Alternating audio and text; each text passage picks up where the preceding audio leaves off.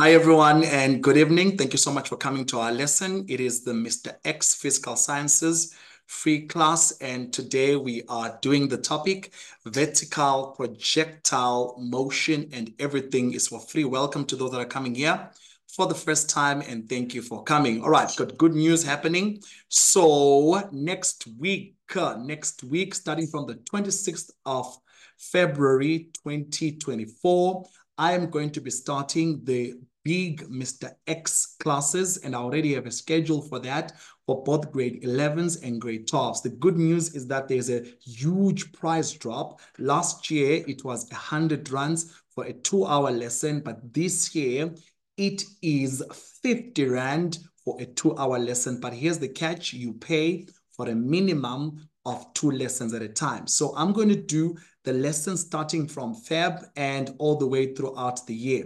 So the schedule that I have is from end of Feb up to the end of March. I'm going to do 5 lessons for mathematics, 5 lessons for physical sciences for grade 12s, grade 11s. So that means that if you're a grade 12 and you want to attend 5 lessons from starting end of Feb up to end of March, that's going to be 250 rands for the whole month. If you want to do both subjects, it's going to be 500 rands, and so goes the story. So each lesson is 2 hours long. It's held online. All lessons start at 7 o'clock up to 9 o'clock. And the payment is done. You will have to go into my groups, my WhatsApp groups, and my number, which is 073 974 8498, and you guys will be able to contact me via WhatsApp, and I can be able to send you all the details that you need. So please note that this is going to help you. It's comprehensive, it's detailed, as you will see as we go on through this particular lesson today. This is just an example of what I do. So here's the schedule. It's quite packed, man. It's crazy. The mathematics for grade 12, grade 11, all the topics written, and the days for all those particular topics. It's in accordance to how you guys are learning in school, and also in accordance to what you're going to write on for your March exams, your June exams, your prelims, as well as what's going to happen in the biggest event of 2024, which is you writing your final examination. All right, that being said, that's all good to do. So we're starting next week. Contact me for more information. Get into my WhatsApp groups and you'll be able to get all you need. What are we here for? This topic. I'm gonna disable my video right now and we get down to business. So get your books ready, get everything ready, get your mind ready, get your attitude ready. We are going to do the topic vertical projectile motion. All right, here we go. Now, to begin with, we need to understand vertical projectile motion. So when you speak about vertical projectile motion in physics, you're talking about the movement of an object in an up or down direction. So the object is moving, either the object is moving up or the object is moving down.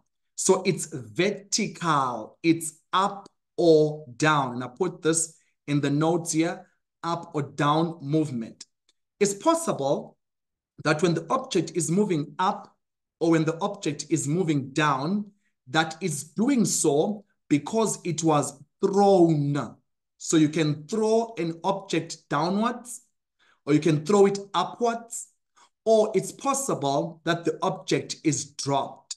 So in all circumstances, there is movement either going up, movement either going down, based on the fact that maybe the object was thrown upwards, or the fact that maybe the object was dropped going downwards. Either way, it's up, down movement.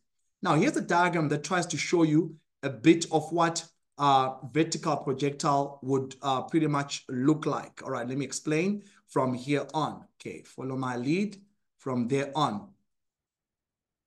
So it's important then to understand that when it comes to vertical projectile motion, you're looking at a situation like this. So for an example, here is someone throwing an object up. So it goes up in this one here, then eventually comes down. So goes the story. Your syllabus requires you to be able to define certain terms. So it wants you to be able to define certain terms. To begin with, we need to define what a projectile is. what a projectile is. And I'm taking this straight up from your exam guideline. It says a projectile is an object which has been given an initial velocity and then it moves. So there's movement. It moves under the influence of gravitational force only. So here's my key here. When you deal with a projectile, you're talking about the fact that there is movement, and that movement is necessitated under the influence of gravitational force only. So if you look at this particular object, it was thrown upwards and it is moving under the influence of gravitational force only. I even underlined that. So it's important then to understand that when there is movement, that movement is facilitated only in the presence of one force, and that force is gravitational force. There's another way to write it. It says it's an object. This is supposed to be an object which the only force acting is the force of gravity. So that's another way of defining what a projectile is. I must be able to start and let you guys know that when you're dealing with projectile motion, or rather when you're dealing with definitions of whatever topic, it's either you're going to get 2 marks or 0. So there is no I know somehow in between. I know just a couple of words about it. You must know the proper definition because all definitions are 2 marks or 0. Now that's a projectile. Fine. Let's go further. There's more concept. There's another concept that we speak about as we begin this topic, and that concept is known as free fall. Free fall. Now here's a diagram that shows free fall. Now there's an apple that is falling from a tree and it's undergoing free fall motion. There's also another diagram here. I can see a stone that is dropped from a hill, and that is free fall motion. Your syllabus requires you to be able to define in words what free fall is, and I have it with me. Free fall is the motion of an object under the influence of gravity or gravitational force only. I underlined the key phrases. What are you? I am free fall. How do we define you? I am an object under the influence of gravitational force only. Now, look at how interesting this is. Now, if you were to go to the projectile, it's an object that has been given an initial velocity, and then it moves under the influence of gravitational force only. Free fall, an object under the influence of gravity or gravitational force only. The definitions almost sound pretty much the same, but I want you to be able in any particular question to ultimately be able to define free fall with its own words, much as with projectile with its own words. And these are the exam approved answers for what you have. Free fall, projectile motion. All right, here we go. Now, when you deal with projectile motion, a very key number comes into life. That number is g, acceleration, or due to gravity, whose value is 9.8 meters per second squared. I want you to understand that whether an object is thrown upwards or an object is dropped, when the object is a projectile, when the object is undergoing free fall motion, that object is accelerating at an acceleration of 9.8 meters per second squared downwards. I need to say that again. Listen to me. I've thrown an object upwards. Okay. Is it a projectile? Yes, it is. How do I know? Because it is moving under the influence of gravitational force only. Is it undergoing free fall? Yes, it is, because the motion of this particular object is happening and the only force acting is gravitational force. And I'm saying under those scenarios, when the object is going up The acceleration due to gravity is what the object is moving with. And that acceleration due to gravity is a downward acceleration. Secondly, the force due to gravity is also a downward force. So regardless, I want to say this again, and I'm slowing down, listen to me. Regardless of whether the object is going up or the object is going down, the acceleration due to gravity acts downwards, the force due to gravity acts downwards. So the acceleration due to gravity, the force due to gravity will always act downwards, irrespective of whether the object is going up or the object is coming down. That's something that we need to note, very important. All right, now let's continue. Vertical projectile motion. So we've defined that it's up, down, that's vertical. We've defined that it's a projectile. Let's discuss what we concern ourselves when we're describing the motion of an object. What is it in our minds that we are worried about when we're describing the projectile motion? What do we want to know? Check the following. Number one, we want to know how fast is the object moving. We are concerned about the velocity of that object. When it started, what was its initial velocity? When it ended its journey, what was its final velocity? So the first thing that we concern about or concern ourselves about in the movement of an object is how fast. So how fast is a concept of velocity, initial velocity, and final velocity. What's our next concern? What else do we want to know about the movement of an object? We want to discuss how far. How far did the object move? So we are concerned about its starting position, position A. We are concerned about its end position, position B. We want to know that when we took it from this point as a projectile up to that point, how far does the object move? Now, notice something. The object is moving vertically. And so when the displacement or when the movement is vertical movement, we say or we show that symbol by delta y. It kind of like makes sense because the y-axis is vertical. So we are saying delta y. But I want you to know that sometimes, and you'll see this in other topics like work, energy, and power, and so forth, sometimes you can describe the motion of an object and it's moving horizontal. And if it's horizontal, we use delta x. So delta y is the symbol for vertical movement, vertical displacement, while delta x is the symbol for horizontal movement. All right, I'm still with you. I'm hoping I'm still with you. And we're getting this. All right, we're concerning ourselves with the displacement of an object. How far did it go? Check the next one. Time. How long?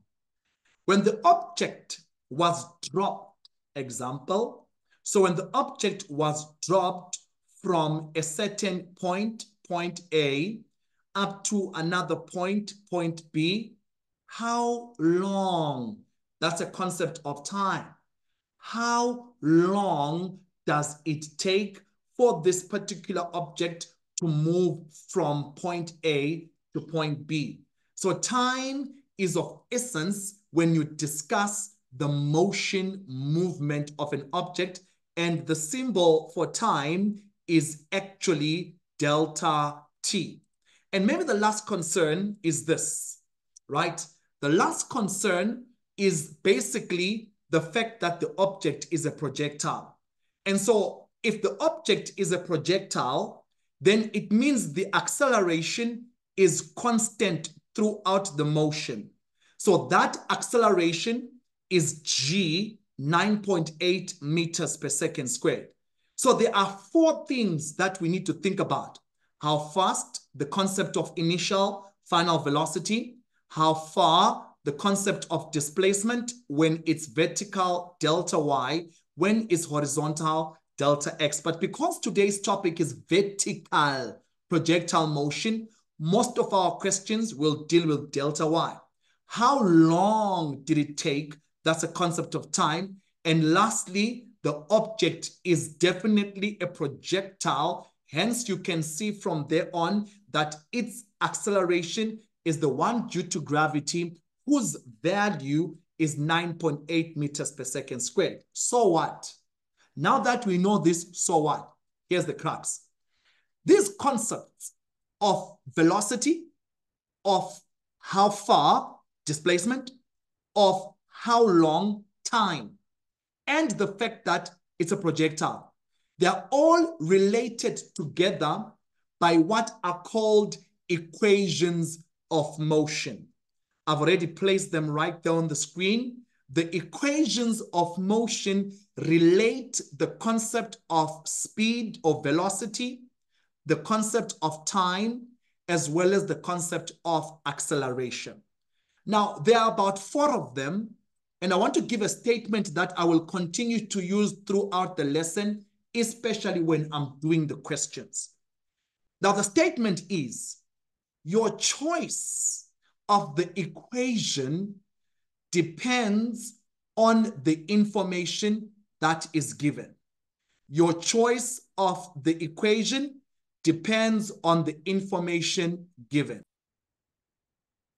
All right, I was saying a statement that I'll keep reiterating over and over again is the following. When given a question, your choice of the equation depends on the information that has been given. So whether you choose equation 1, 2, 3, 4 will ultimately depend on the type of information given in the question, as well as what you're required to calculate. So throughout our calculations, we will write our information given, then make a decision based on the information given and what they are looking for. So here are the equations. You will also find them in your formula sheet. I must also stretch it up and say, in some books, some textbooks, they actually give the letters differently. So let me just run through them.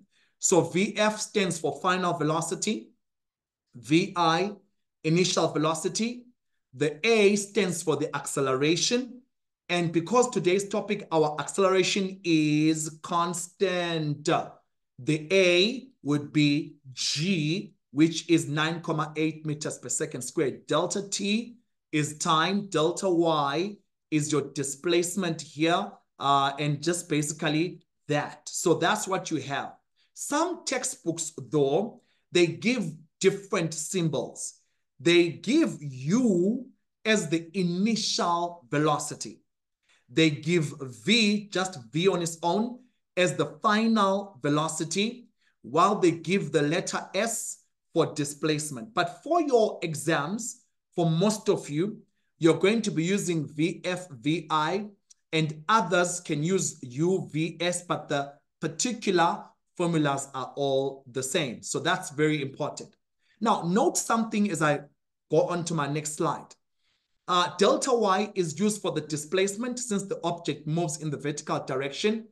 And I also want you to note that for projectile motion, just replace the acceleration of the object A with gravitational acceleration, which is G, 9.8 meters per second. So when I do these questions and I'm dealing with the projectile, my A is my G is my 9.8 meters per second squared. All right, let's go to the exciting parts here. Now, also under this topic, we deal with what are called graphs of motion. Oh, that's where it gets interesting. Now, there are three particular graphs that you have under this topic. When describing the movement of an object, we want to know its position versus time. So when the object is moving, we want to know where is it? Where is it? That's position. Where is the object? So you concern yourself with the position time graph.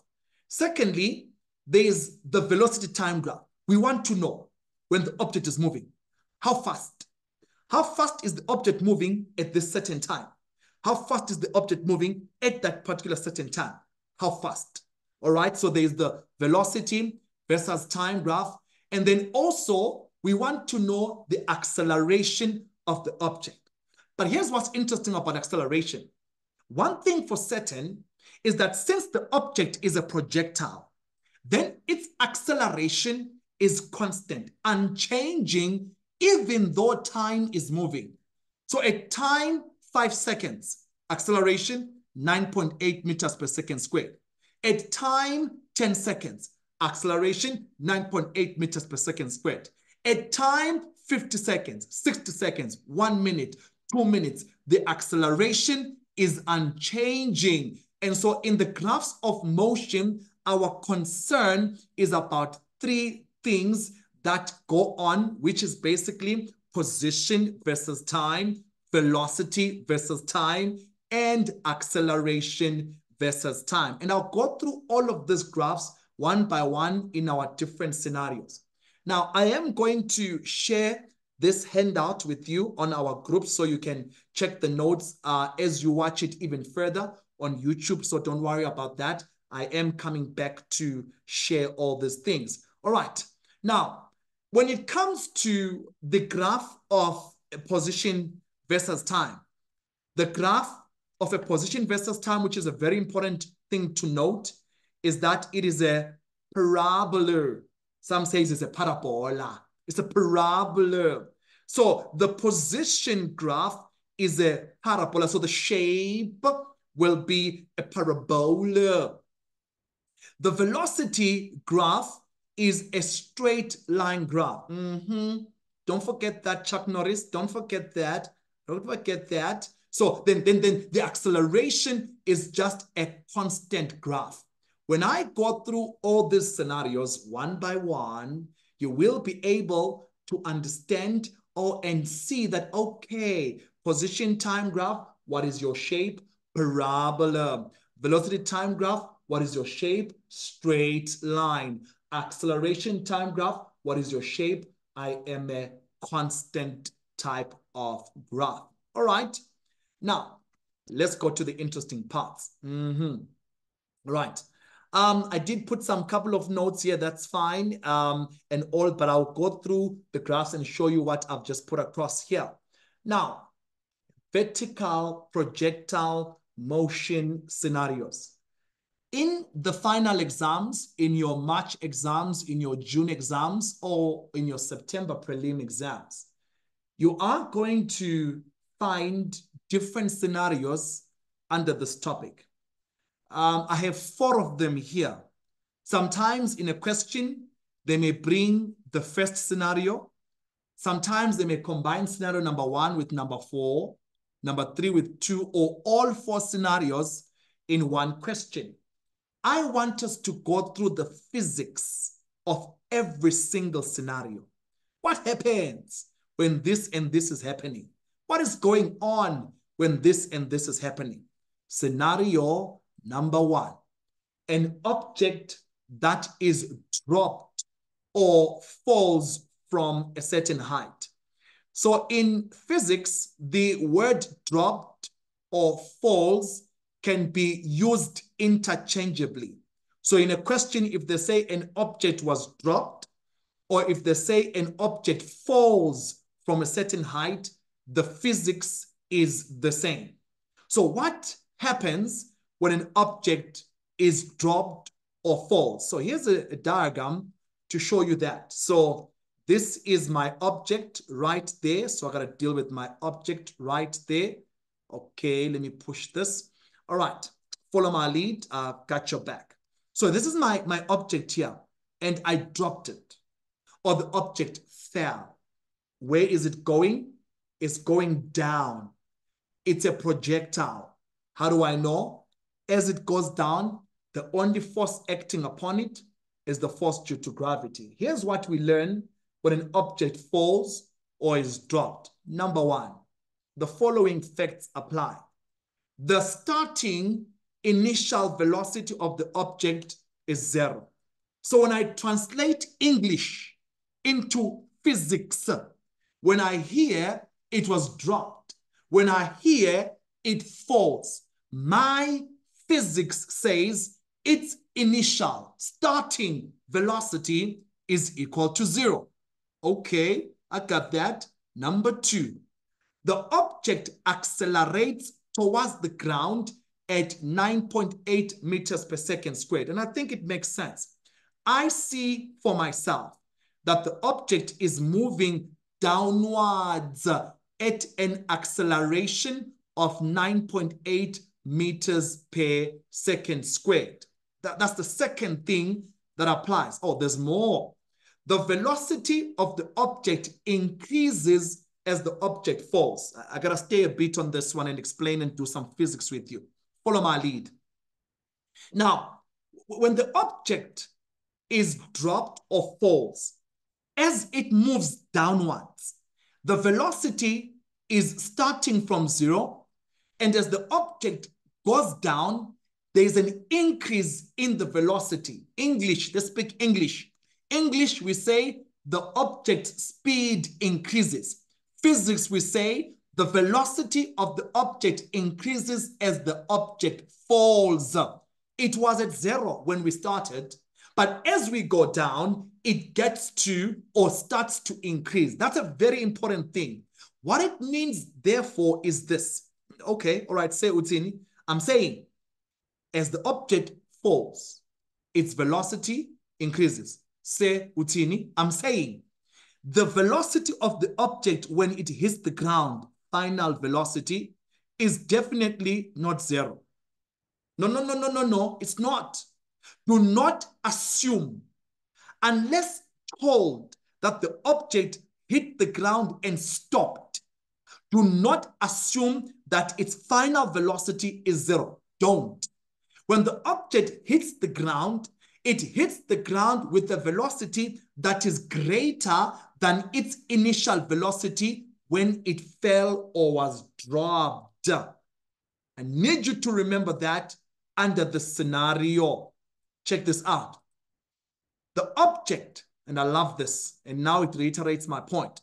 The object has a maximum downward final velocity, VF, when it hits the ground. So at the moment it hits the ground, its velocity final is the maximum velocity for the whole movement of the object. Also, the downward displacement of the object, English. The downward displacement of the object is equal to the height that it falls from. Say. Speak proper. What are you saying? The downward displacement of the object, okay, all right, is equal to the height that it falls from. English. If the object was dropped from 20 meters,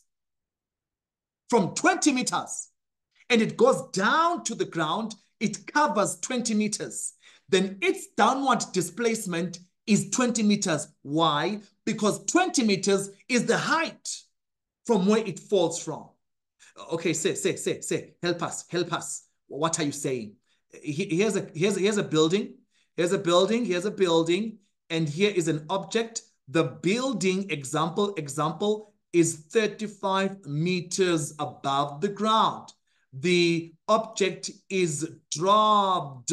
It's dropped and falls to the ground. And so the question would be, what is the displacement of the object? Is 35 meters downwards. And the English says the downward displacement of the object is equal to the height that it falls from. I say fundament. I say we're learning. Check this out. What's happening? Now, I want you to get the English again, fam. Get this right. Dropped, falls, thrown. Dropped, falls, thrown. Dropped and falls, same thing. Thrown. If an object is thrown downwards, then its initial velocity is not zero. It can't. Kanjani, bro. Kanjani. When an object is thrown, listen to this, Chuck Norris, listen to this. When an object is thrown, not dropped, not falling, but thrown, then its initial velocity is not zero. It's not. It can't be. Why? It was thrown, it was given a certain velocity as it went down, and that velocity is not zero. So when you read the question and it says an object is thrown, please know that it means its initial velocity cannot be zero. All right, I'm good. I'm happy about that. Let's see if there's other points coming through as well. All right, I'm ready. Are you guys still here? I need to see the comments. Are people okay? Are you understanding? Please feel free to say something. Are you still here, fam? Still here before I go to my next one. All right, somebody raised their hand and I want to attend to that one. Go ahead, I got your back. Talk to me. Hello. Hi, sir. How are you? I'm fine. I'm happy. Go ahead. So I wanted to ask, you saying that if the object is thrown downwards, not dropped, isn't being thrown downwards and being dropped, like, can you please explain the difference again between being thrown downwards and dropped? Like, I didn't quite get that. All right, my video's on. Here's my water bottle. Drop it like it's hot. Dropped. Ne? Yes. Then here's my water bottle. Throw it. When you throw it, you give it an initial velocity. When you drop it, it's zero. That's basically the idea. So when you have it here and I am throwing it, I'm thrusting it downwards, I am giving it an initial velocity, so it goes down with an initial velocity. But when I drop it like it's hot, the initial velocity is going to be equal to zero. Talk to me. Talk to me. Is that okay? All right, I think you said okay. I'm going to disable the video. Here we go. There's a table at the bottom right corner, family members. There's a table at the bottom right corner. All right. And I get this particular table. I want to see what's going on here. I want you to understand the sensitivity of this topic. When dealing with vertical projectile motion, it is very important, expedient, English in Duana. It is very, very important, imperative. It's very important that you discuss and decide on a direction. You need to be able to say in a question, in this question, I choose up as positive, or I choose down as positive. If you decide to choose up as positive, it means everything associated with your object upwards will be positive. If you decide to choose down as positive, it means everything associated with your object moving downwards will become positive. And I want you to remember that. So let me give you scenarios so that you can see. We're still on the same first situation, and I've given up as positive at one part, and then I've also given down as positive. Let me explain a bit, and then you let me know where you understand or do not understand. Let's start with up as positive. I choose up as positive. According to my scenario, the object is going down. And so let's start with the initial velocity. The initial velocity is zero, so zero will remain zero. Now the object is going down, and I said up is positive. The acceleration due to gravity acts downwards. And what did I say? I said up is positive. Where does acceleration due to gravity act? Downwards. So if acceleration due to gravity is acting down, and mina, I said up is positive, that means G is negative 9,8. So G is negative 9,8. Why say? Why? It's because I chose up as positive, and where does G act? G acts down. And what is down? Down will be negative. Why say? Because up is positive. I want to say that again slower. Follow my lead. What's my choice? Up is positive. Where does G act? G acts down. If up is positive and G is acting down, that means G is negative. Up is positive, down is negative, G acts down, everything going down is negative. Okay, sharp, say, go on. Final velocity. One of my notes says that there's a maximum downward final velocity. In other words, when the object hits the ground, is hitting the ground with a velocity final. It's a downward velocity. It's going down. Down is negative. So the final velocity will also be a negative maximum. Time is always positive. And I want to say this now under this scenario, that time is always positive regardless of whether the object is going up or the object is going down. Time is always positive. So remember that the time will always, in every scenario, be positive. All right, sharp. Delta Y. Where is the object moving? The object is moving down. What is down? Down is negative. So therefore, the delta Y in this particular case will be negative. So remember, your choice is the one that helps you to understand what type of sign, positive or negative, to give to your object. Just to reiterate this one here for final velocity. The object is going down, so it's got a maximum downward final velocity. What is down? Down is negative because up is positive. So the velocity final will be a negative under this scenario. Interestingly, on the other side, when you decide to deal with down as positive, and here's my suggestion. I usually say to my students, when given a question, take the direction of movement of the object as positive. So the object is moving downwards, right? So the object is moving downwards. So usually take down as positive. You can decide to change. As long as you're consistent, you will still get to that particular answer. All right, look at this. The initial velocity when down is positive is 0. So guys, please remember, it's dropped this object. So its velocity will always be 0. And 0 will always be positive all the time. And then G is now positive 9,8. Why? Say why? I'm saying down is positive. Where's G acting? Down. So everything going down is positive. VF will also be positive. Why? Because the object is going down and the VF is a maximum downward velocity, so it's positive. Time is always a positive continuum regardless. And then the displacement, which is the height from where the object is falling from, will always be positive. Why are you saying positive, say? Because it's going downwards.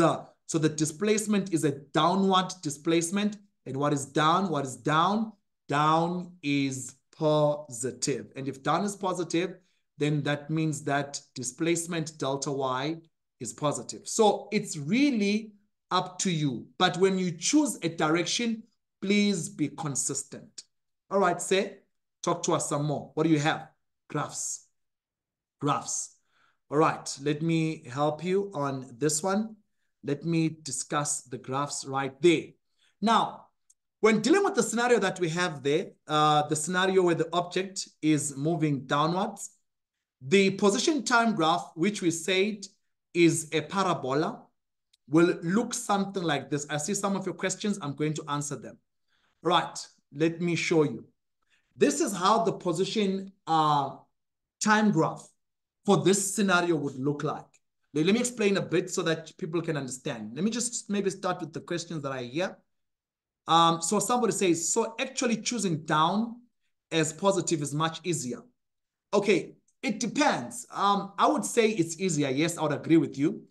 And you know why for me it will be easier? It's because once I say down is positive, then I know automatically that G will always be positive. G will always be positive. If I choose up as positive, then G will always be negative. So get that statement and remember it. Let me say it again. If I choose down as positive, G will always be positive. And if I choose up as positive, then G will always be negative, right? Somebody says, does choosing which direction positive, is it compulsory? No, it's not. This is why you will see in your memo, there's two answers. An answer for when a student, or an answer if a student chooses a direction as positive, and an answer and the mathematics when a student chooses a direction as negative. So it really doesn't matter. My key, or what I want, is please make sure that you are consistent, right? And at any particular point, and I just want to reiterate this, sometimes in some questions, they actually restrict you. They tell you, Uguti, choose up as positive. This is why I need you to know every single thing. And for me, what works is this. The moment they say up as positive, then my mind says, Olani, everything going upwards will be positive. If they say choose down as positive, I say to myself, Olani, everything going downwards is positive. So I make sure that I stick to that. But when they don't tell you, you are at liberty to choose. Thank you for your beautiful questions. I appreciate that. The graphs. The position time graph is basically shaped as a parabola. So under this scenario, when the position time graph is a parabola like that, you will be able then to draw your graph something like this. As always, time is on the x-axis and position is on the y-axis. If you were to write it in terms of symbols, time usually in seconds and the displacement position in meters. So you must label that. The position time graph is easy to draw. Let me show you and let me tell you why. It's easy to draw because you are simple drawing how you saw the object moving. The object just went down. Now, it's not a straight line. Please don't draw a straight line. In part of my notes, I made it clear that a parabola is the shape of a position time graph. So it's not straight line. Straight line is for the velocity time graph. So you draw it as you see it. It was dropped. Then here is its position on the ground. At a certain particular time, it's at this particular position. At a certain particular time, it's at this particular position. So when you deal with your typical position graph, position time graph, the starting point is not at the origin, but it's at a certain position above the ground. Say, for an example, we threw this object, or rather we dropped this object 5 meters above the ground. So the value here would be 5. To say that it was starting at a height of 5 meters, not at the ground. No. We didn't throw it from the ground. We dropped it from 5 meters above the ground. Then it was dropped and then it reached the ground eventually. So the y-axis is your position, while your x-axis is your time in seconds. But there's more information. Please check this out. Now, usually in the questions, when they ask you to sketch a position time graph, we use the ground as zero reference. In other words, when you say zero reference, you're saying the ground is your x-axis. That's basically what you mean. The movement is in reference to the ground. So they will say that. When we do more questions, and by the way, I'm going to do this topic in physics, part 2 of it. I feel I've got 3 parts of this topic. I'm going to be doing them in the paid classes. Crazy stuff that I'm going to do. Crazy questions. I always make sure that I pick the best. I start small, but increase my tempo and prepare. If I tell you a secret in passing, here's my secret. The more you do, the more you know. The less you do, unfortunately, the less you know, right? The less you know. So in the questions, somebody's asking, is it wrong to take the point of projection as reference point? In the questions, they tell you what to take. They tell you.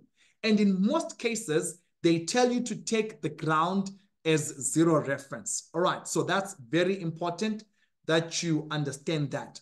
Now, in this case, under this scenario, I actually took down as positive, and I think that's what I'm going to stick with from there on. But here's a couple of things to remember. All right, check this out. Okay, there's 2 points that are in different colors.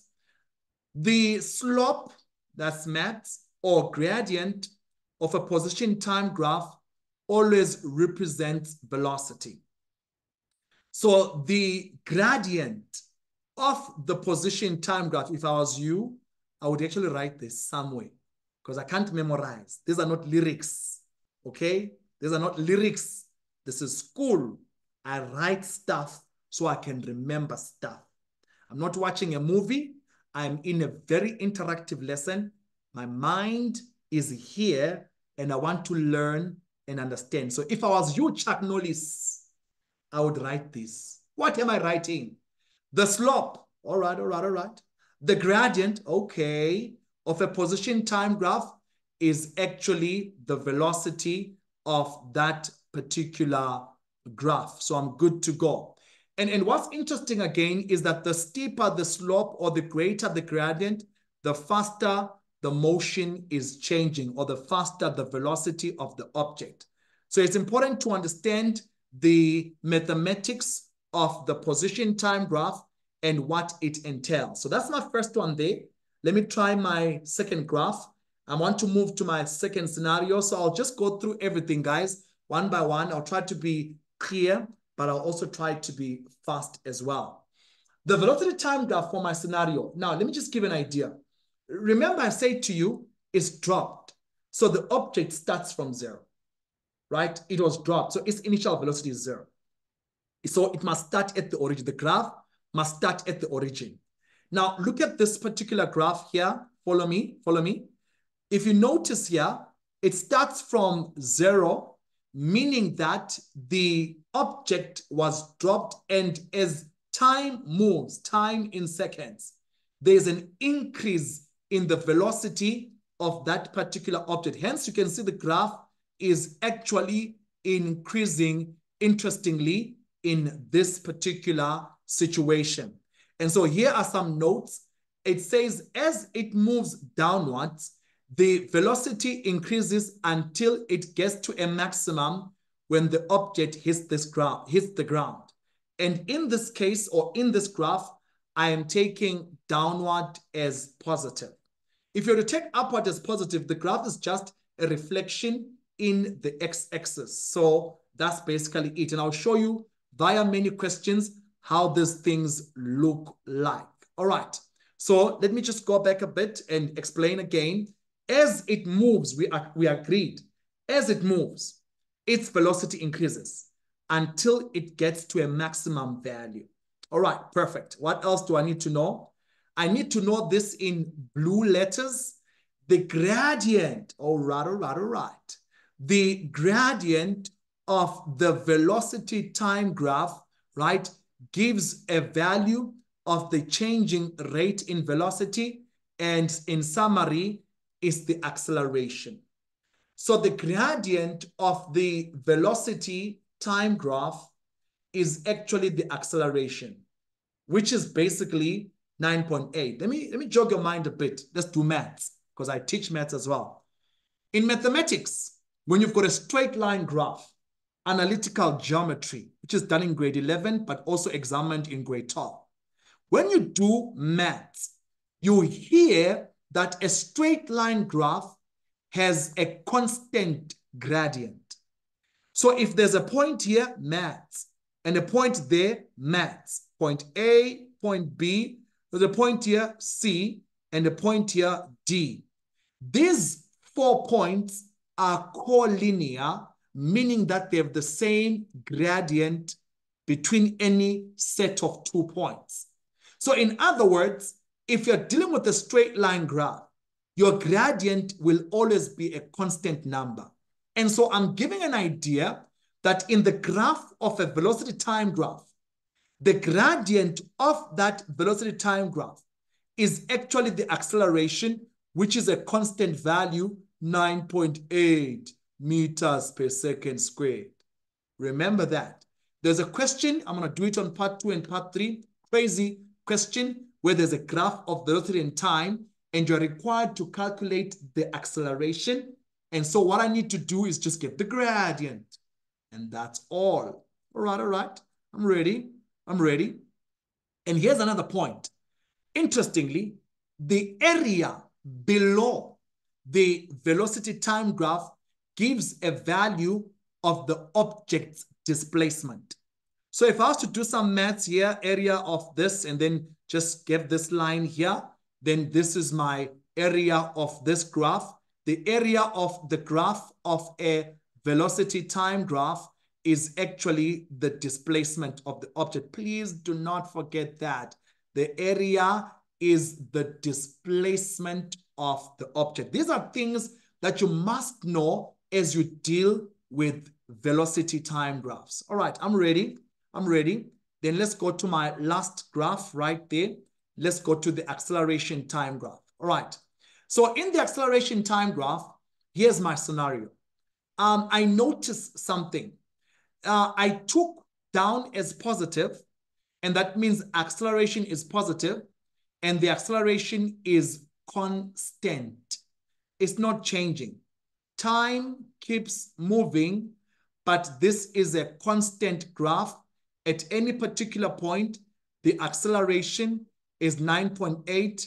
The graph is a horizontal line, and the object is undergoing free fall. Go ahead, ask your question, please.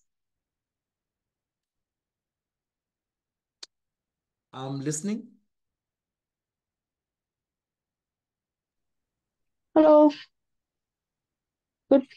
Can I please ask on the previous graph, where do we use the gradient?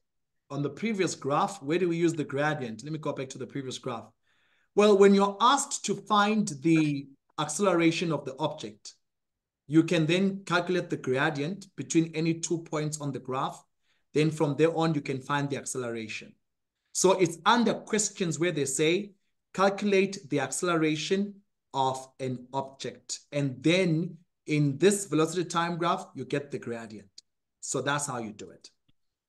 All right. Somebody's asking,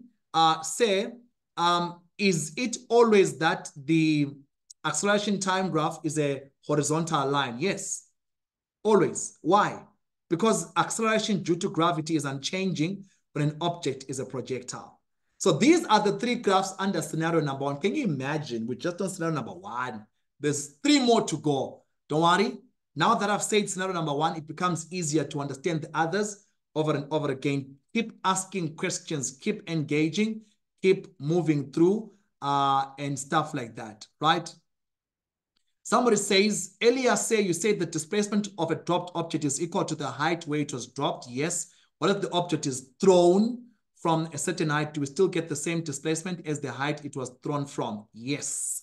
Dropped, thrown from, the height is where it was thrown from, the height is where it was dropped from. So basically, if I threw it 25 meters above the ground, then 25 meters is the displacement. If I dropped it 50 meters above the ground, 50 meters is the displacement. All right, let me just have this.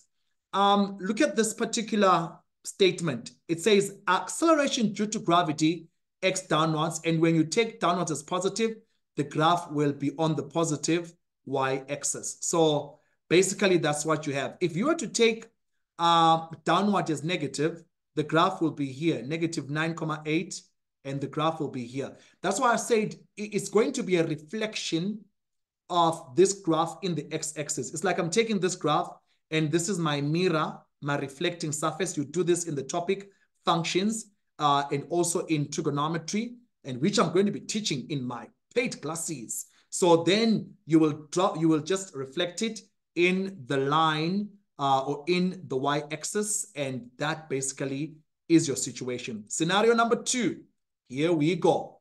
An object that is projected upwards and falls back to the same level, right? An object that is projected upwards and falls back to the same level. Now, I need to go through this now. Listen to me. Here's what I'm talking about. So, in other words, you have an object that you are throwing from this position. It goes up, up, up, up, up, then gets to that position, comes down, down, down, down, down, and it gets to the same level. Please listen to my English. I never said same point. I said same level. So if I threw the object from this building and it went up, up, up, up, up, and it comes down to the same part of the building, then that's what I'm talking about. I didn't say same level. I didn't say same position. I said same level. That's very important. So tell us.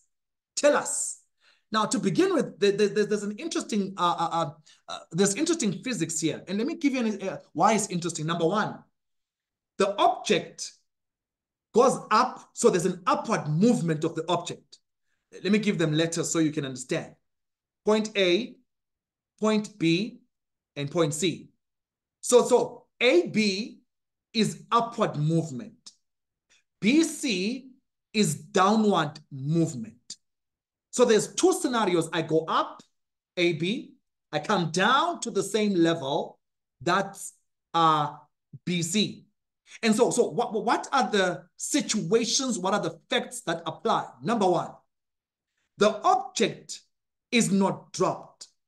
The object is thrown upwards. Ntwana, mamela boy.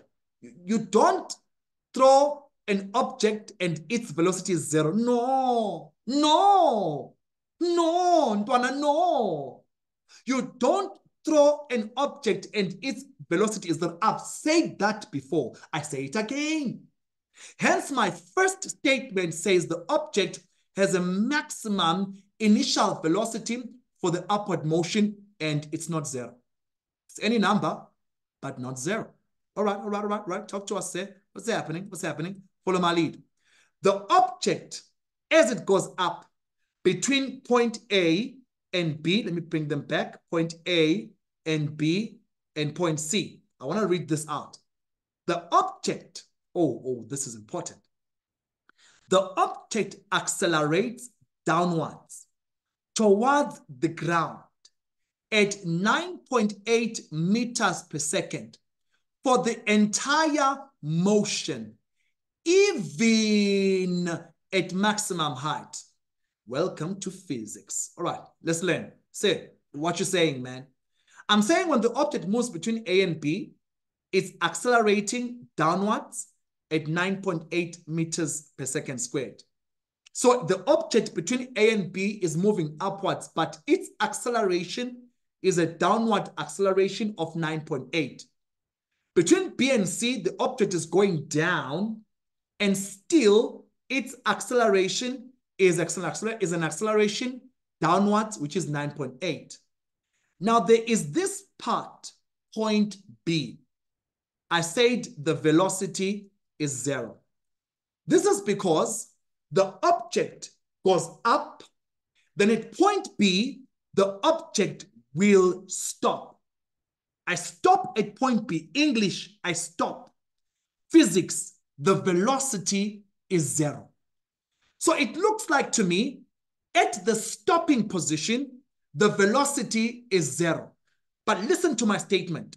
My statement says, even when the object has stopped, its acceleration is still 9.8 meters per second squared. Do not make this mistake. Mamela. At B, at the stopping position, B, the velocity is 0. But the acceleration is 9.8 meters per second square. So at maximum height, okay, I said maximum height. Oh, say in maximum height. Notice this. The object goes to from point A and reaches point B. At point B, it can't go further. It can only go downwards. So B becomes the maximum height. And I'm saying to you as a family that at point B, all right, at maximum height, okay, the velocity is 0. It stops. But acceleration is still 9.8. Hence, my statement says the object accelerates downwards towards the ground at 9.8 meters per second. Oh, here are my key words. For the entire motion, even at maximum height. So at maximum height, what we know is that the velocity is 0, but the acceleration is 9.8. I love this question as your first question. Now your typical 3.1, 2 marks question right there. So I'm learning something today. I'm learning that even at maximum height, the velocity would be 0. That's true, but the acceleration is 9.8. All right, let's go back. Let's go some more. Let's some more. All right, here's my next statement. Now, between A and B, okay, the statement says the velocity of the object decreases as the object moves upwards. And I'm in agreement. As the object moves upwards, the velocity of the object is decreasing. So from this particular point to this particular point, the velocity will decrease. Hence, if you notice, and listen to my English, hence, if you notice, for the final velocity of the upward motion, it's going to be 0. It is decreasing until it stops at B. The initial velocity at A for the upward motion is not 0. The object was thrown upwards. So final velocity for the upward motion at B is 0. And I want to stretch my idea further. The initial velocity, now look at this, Seotini. I'm saying A to B is going from upwards. B to C is downwards. When I start my movement downwards, the velocity with which I ended with when I was going up is the velocity I start with when I'm going down. Talk to me. The velocity I ended with when I was going up is the velocity that I start with when going down. So in other words, the velocity initial at point B as I go down is 0. You start with what you ended with. All right. I'm okay with that. Is there more, say? Oh, yeah. There's more. When the object reaches its maximum height, the final velocity for the upward motion will be 0. Now, a statement to remember would be that at maximum height, the final velocity is 0. So that when you're doing questions, you can remember that at maximum height, the final velocity is 0. Let's go further. I already said the statement, but I'm just going to read it. The initial velocity for the downward motion when the object is changing direction is 0. All right, I'm happy about that. So we go further there. And then between B and C, when the object is moving down between point B and point C, it says the velocity of the object increases as the object moves downwards. So that's very important. The velocity of the object increases as the object moves downwards. But I've got more. I've got more stuff to say about this. Then we do some graphs quickly. Then we take it up. Still the same diagram pretty much. There you have it in bold letters. Now, listen to this statement. I'm going to put the letters again. I'm going to have my A, my B and my C. A starting, B stopping, C ending. Listen to my story. The velocity, what that you started with at point A, will be the same as the velocity that you end with at point C. The difference is that they are opposite directions. In other words, velocity at A will be equal to the velocity at C. The velocity at A is when the object is moving upwards. The velocity at C is when the object is coming downwards. So as long as the objects come to the same point, the velocity going up will be the velocity, or at the same level rather. As long as the objects come back to the same level, the velocity going up will be the same as the velocity coming down. Here is my English, and I read.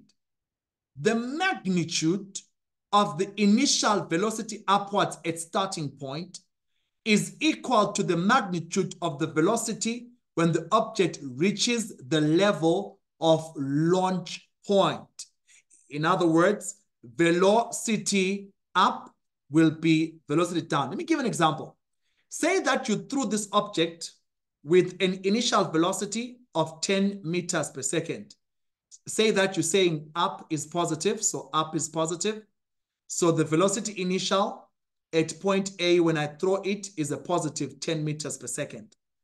Then it means that when it comes to the same level, the velocity at point C, the final velocity at point C would be negative 10 meters per second.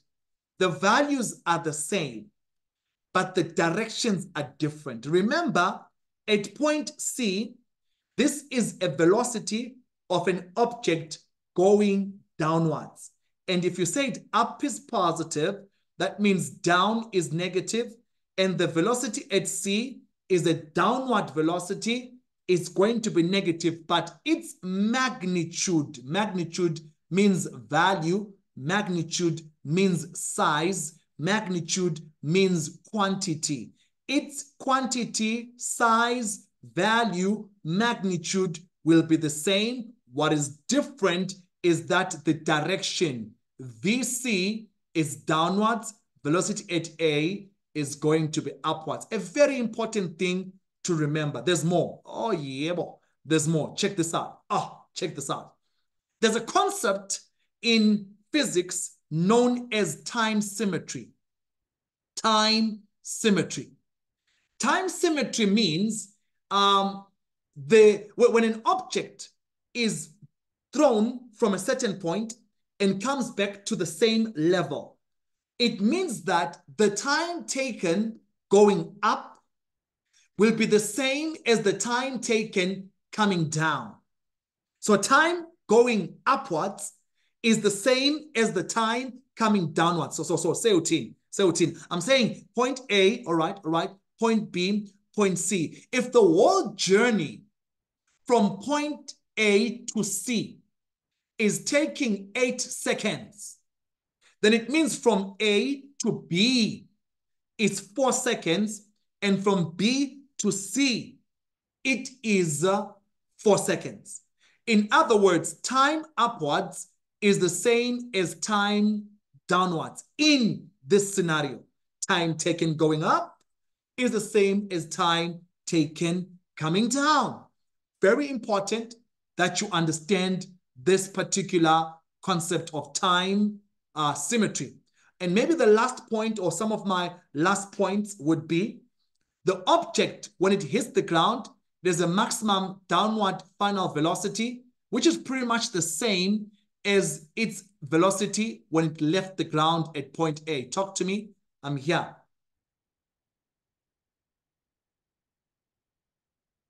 I'm listening.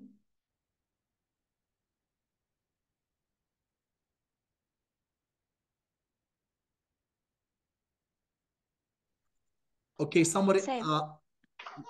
Okay.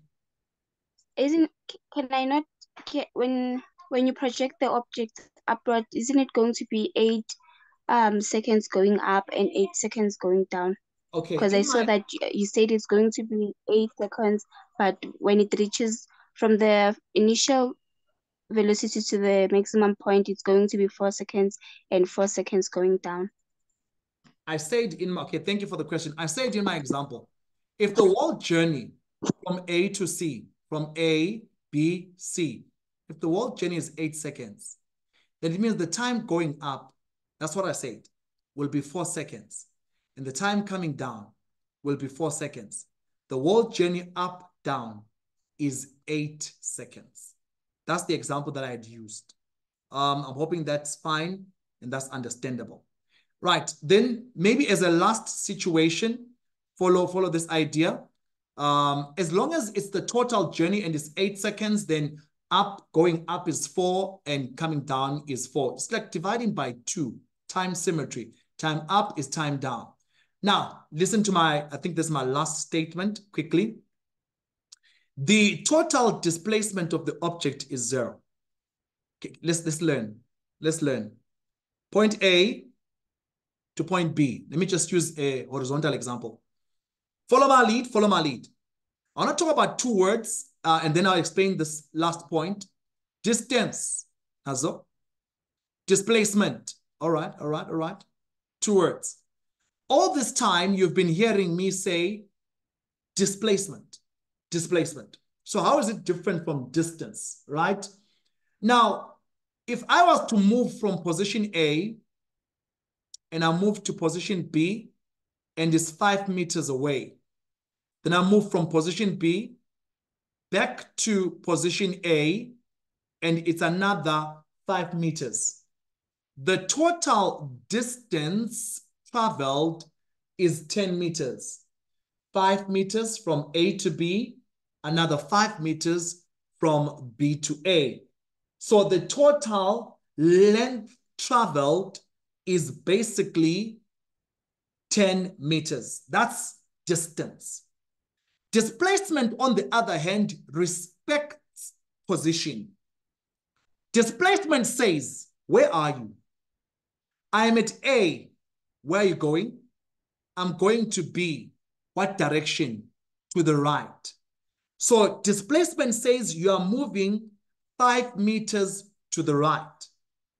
Then if you move from B to A, you are moving another 5 meters, but this time, direction is to the left. So displacement is the change in the position of movement of an object. 5 meters to the right, AB. 5 meters to the left, BA. And so when you're dealing with displacement respects direction. If you say right is positive, that's +5. If you say left is negative, that's -5. So the total displacement is +5 plus -5, and the answer is 0. So if you end where you started, if you're going to end your journey where you started it, then your total displacement at the end of the day is 0. Say, what's happening? I'm saying the total, now my point can come through. The total displacement of this object is 0. Kanjani say, Kanjani, is because it went from A to B, 5 meters.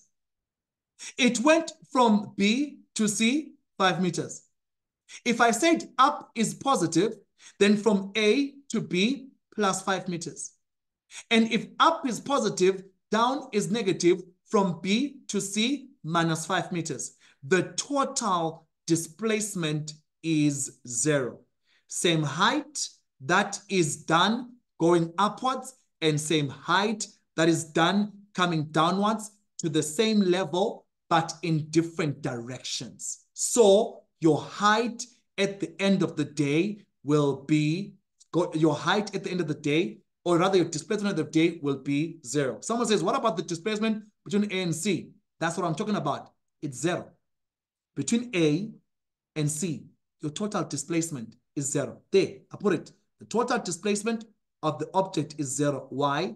The same height going upwards and the same height coming back to the same level, but in different directions. I want to say this again so that people can understand. All right, someone say this again. Let me show you an example. This is you, right? And this is your girlfriend. Here's an example. Those things you understand very well, right? And you cannot jola when you're doing physics. Aibo, kanjani? Both of you and your girlfriend don't understand physics. What are you doing jollering? Maling fit. You and your girlfriend, I'm using an example. Right. When you move from you to your girlfriend, positive 5 meters. All right. Let's say you break up. All right. So now she's no longer your girlfriend. She's now your ex-girlfriend. Right. And this is you. Then she says, no, baby, I want you back. I'm so sorry. He's just my cousin. He was my friend. Doesn't mean anything. And now she wants you back. Perfect. That's minus 5 meters. So in other words, nothing happened here. It's still the same people that we had in the beginning. It was you and a girlfriend. Then she became an ex-girlfriend. Then you took her back. So she ends up at the same point that she was at. She was always with you. So basically, you guys did nothing. Your total displacement is 0. So abo love back, abo 0. In other words, if you go back to the same thing, the total displacement, your distance here is 10, but your displacement is 0. So in other words, I need you to get this right. It's important to understand that when you move from point A to point B, then from point B to point C, because A to B, it's a positive, up is positive. I'm using that example. And from B to C is going down. Down is negative. It's a negative. Plus 5, plus minus 5. Maths, the answer is 0. As long as you come back to the same level, the total displacement is 0. Are we there? Talk to me, fam. Guys, talk to me. You guys are too quiet. I need to hear responses. Are there people there? All right. Are you getting this? Right? Are you winning on this? Are you getting this? Are you winning on this? So how far? So far. You can always, you can always comment and all that and take it up from there. Let me go quickly to the graphs of this scenario where an object is thrown upwards and comes back to the same point. Here's your position time graph. Here's how it looks like. It's exactly how you would basically write it or draw it. It was thrown from here, then goes up, up, up, up, up, up, up, up. Then it stops here. That's your turning point. Comes down, down, down, down, down, down, down, down, down, down. All right. This will be your position A, position B, and your position C. And the time here in the middle is your time symmetry. If, for an example, the time from A to C is 2.5 seconds. So what is the time? Sorry, if the time from A to B is 2.5 seconds, what is the time from A to C? Let me ask that again. If the time from A to B is 2.5 seconds, what is the time from A to C? Write it down for me. What is the time from A to C? Talk to me, fam. I hear 5 seconds. I'm agreeing with you. Definitely time symmetry. All right, so that's the position time graph for this one here. I want to move a bit quicker right there. So something that I put across here, I said the maximum height is reached at the turning point of the graph. So in other words, right here at this point, you've got your maximum height, and we learn that the velocity is 0. So at point B, maximum height, your velocity is going to be 0. I like that. I enjoy that. So you guys keep answering those questions. I'm appreciating. And then I also said as well, the object will come back to the same level, not the same point. As you can see, the point A here and the point C are on the same level. I'm using the ground as 0 reference. So it means that the total displacement of the object is 0. And I've talked about that since it comes back to the same level. Talk to me. Somebody has a question. I'm ready. Go ahead. Hi, sir. Hi. Does it mean since the total displacement is 0, is the total velocity also 0? No, it doesn't. It doesn't mean that the total velocity is 0. It means the velocities at start, point A, and the velocity at C, at end, point C, are equal but opposite. What is 0 is the displacement. What is equal is the velocity initial when you threw it at A, and the velocity final when it comes down to the ground at C. Also, what is equal is the time going up is the same equal as the time going down. Displacement is 0. The velocities and the times are equal. Is that fine? Okay, thank you, sir. Anytime. Got your back. All right, fam. Let's keep moving on that one. There's more stories to come on this. I am ready right there. So let me take this out. Going. Now, look at the velocity time graph. It's interesting. All right. This is the velocity time graph. Let me explain it quickly so you can see what's going on. So this is point A. If I was to deal with it, this will be point A. This one will be point B. And maybe this one will be point C. Right. So at point A, the velocity is not 0. You can see it's a value on the positive y-axis. As the object goes up, its velocity decreases. At point B, the velocity is 0. It's at maximum height. It cuts the x-axis. So the velocity here is actually 0. Then at point C here, the velocity is final and it's equal to the velocity at A, just that is opposite. Hence, you can see that it's on the negative y-axis. So it's a negative value for the velocity at point C, while it's a positive value for the velocity at point A, while it's 0 right there at point B. Notice that at point B, please don't confuse a velocity time graph and the position. At point B to C, the velocity is increasing. Yes, the graph is going down, but the velocity is increasing.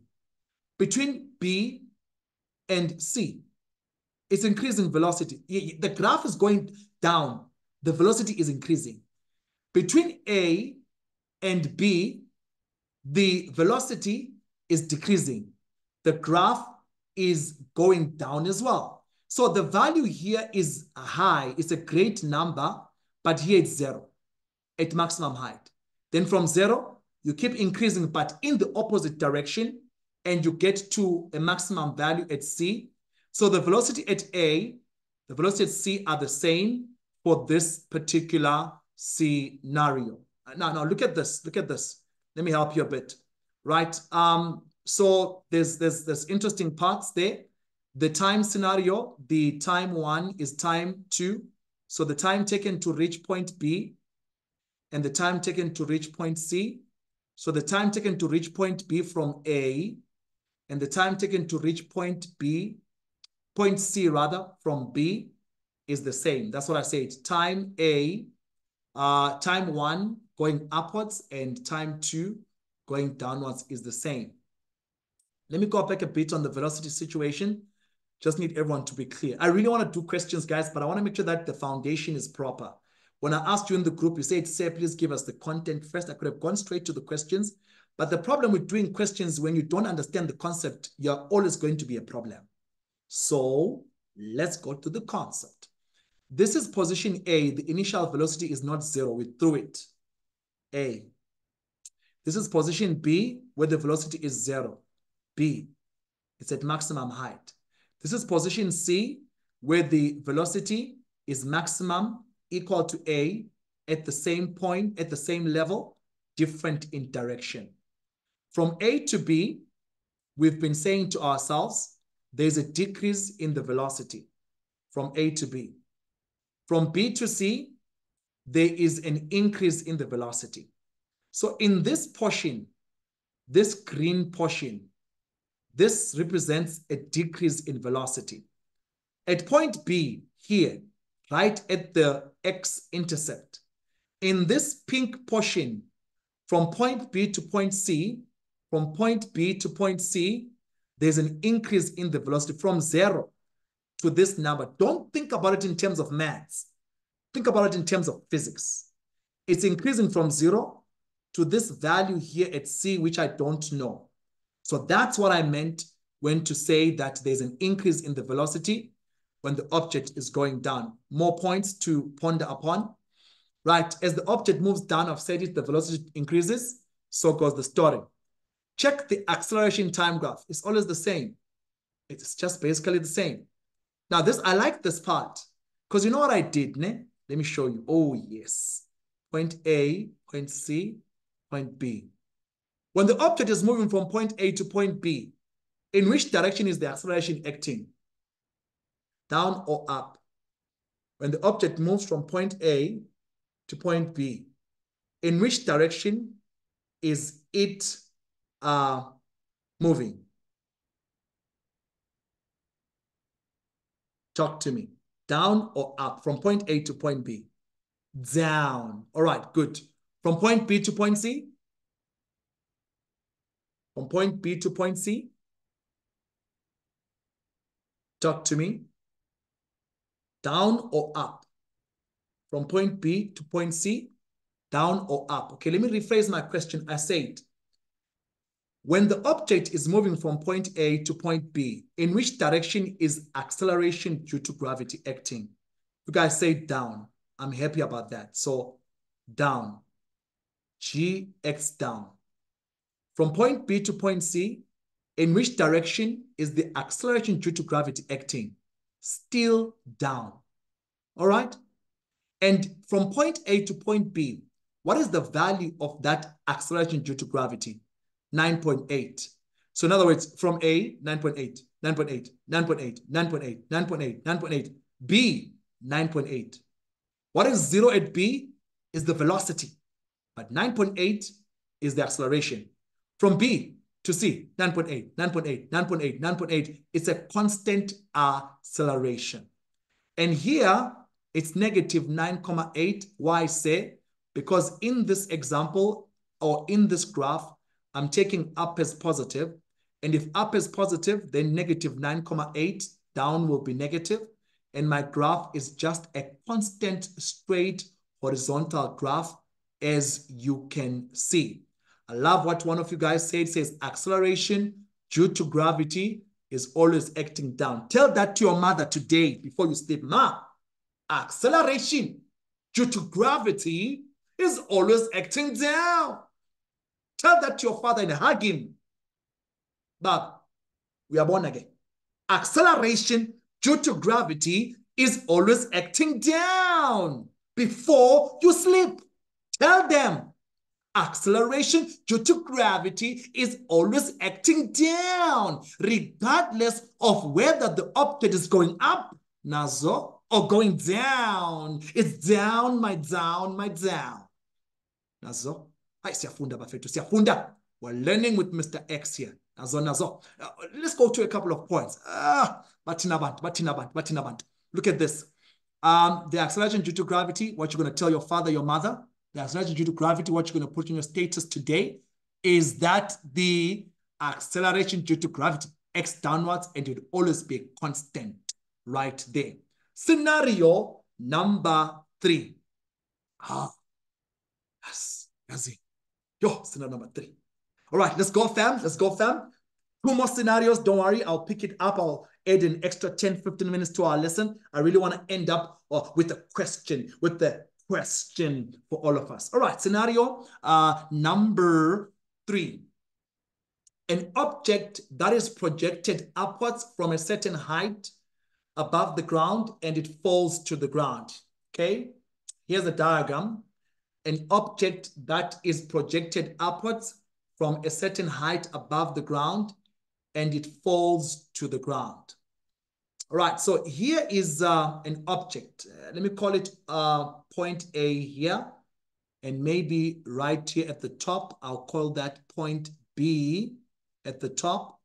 And then at the bottom, I'll call that point C. Now, different from the previous example, the previous example, you would throw it up, then it comes back to the same level. Let's say, and I'm just making assumptions here just to make my statements clear. Let's say the height above the ground here is going to be 35 meters, as an example. And I want us to go through the facts about this scenario. It becomes easier now that we've done the other two. So I threw it up. So definitely the following facts apply. Well, it can't start with 0 because I threw it. So it means that the velocity at A, when I threw it upwards, is not 0. So I'm okay with that because I've talked about that before as well. And then also the object accelerates downwards towards the ground at 9.8 meters per second squared for the entire motion, even at maximum height. We dealt with this also in the previous one to say, you know what, as long as it's moving in the air and it's a projectile, as long as it's undergoing free fall, then it's going to be moving at 9.8 meters per second downwards. That will be the acceleration, even at maximum height. Okay, what else? The velocity of the object decreases as the object moves upwards. Okay, say, what are you saying? Well, from point A all the way to point B, there's a decrease in the velocity of that particular object. But then from point B all the way to point C at the bottom right here, the velocity will increase. I think that should be one of my points available. And then we say at point B, there is a maximum height. So the velocity final at point B is 0. And the one initial at point A is not 0. The velocity initial when you're moving downwards is 0. And I said before that what you end with is what you start with. So the final velocity, if you consider AB, if you just consider AB, the final velocity at B is 0. And if you consider BC, the final velocity is, the initial velocity at B is 0. That's what the statement means anyway. All right, there's more. There's a part that I'm really looking forward to. So the second part is what I've just talked about. Then I said the velocity of the object increases as it moves downwards. That's fine.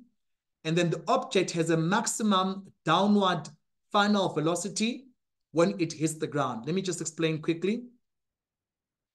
Unlike the previous one, the velocity at A is not going to be the same as the velocity at C because they are not at the same level.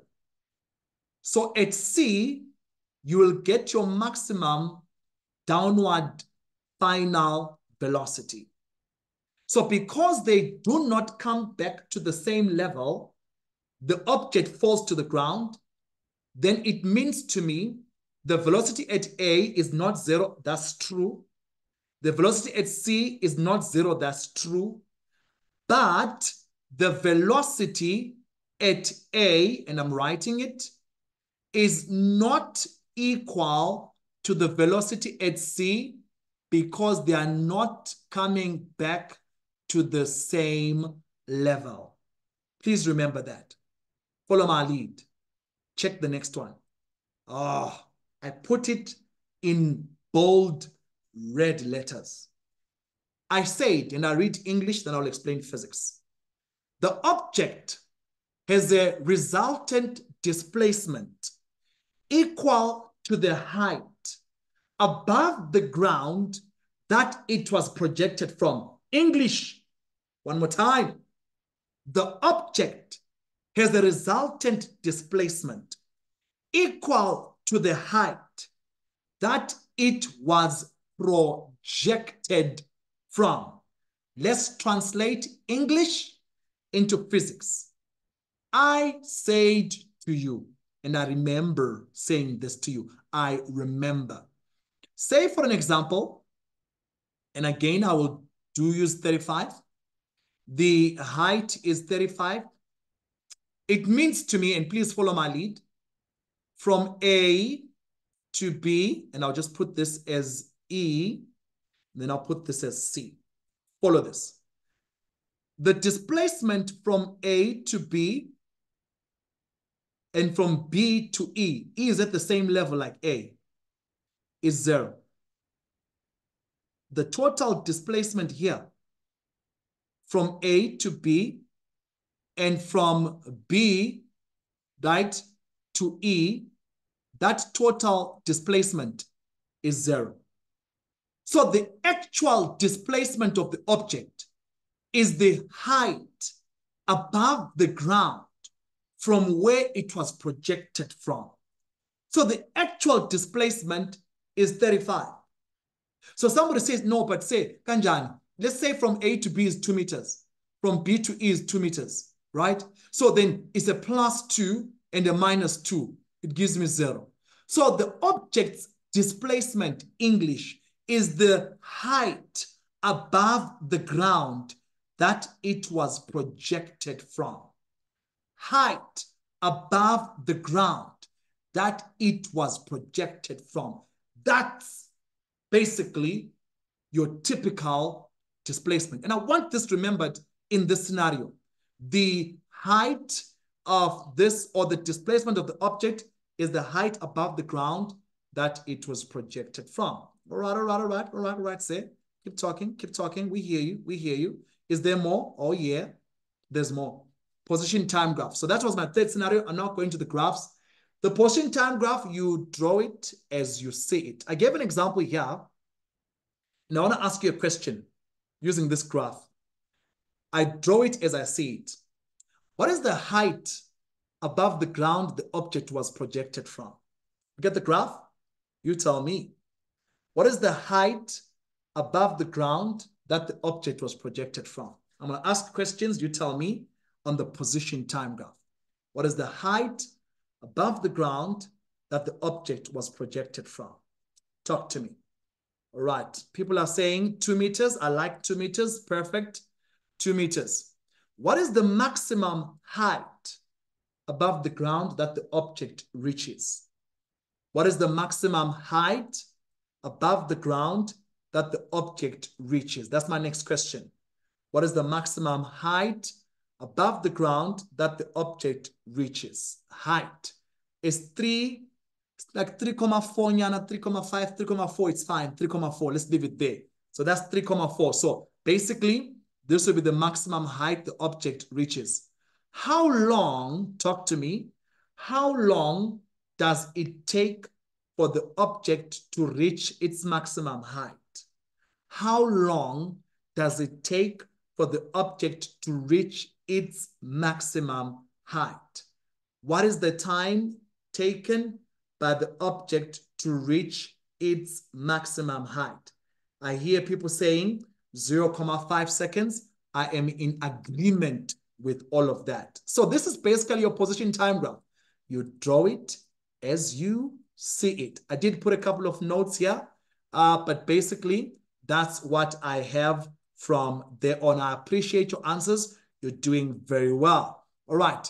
So the total displacement of the object will be 2 meters, which is basically the height above the ground that it was thrown from. Thank you so much.